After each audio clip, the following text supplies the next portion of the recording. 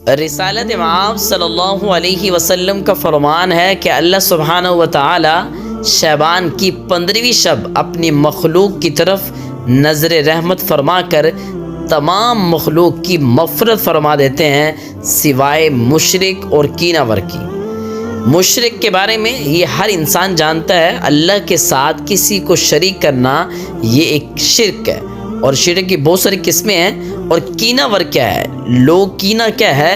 کہ کینہ کی ڈیفینیشن یہ ہے، تعریف یہ ہے کہ آج ہم کسی مسلمان کو کوئی نعمت اس کے پاس دیکھیں اور ہم اس کی نعمت کو نقصان پہنچانے کے لیے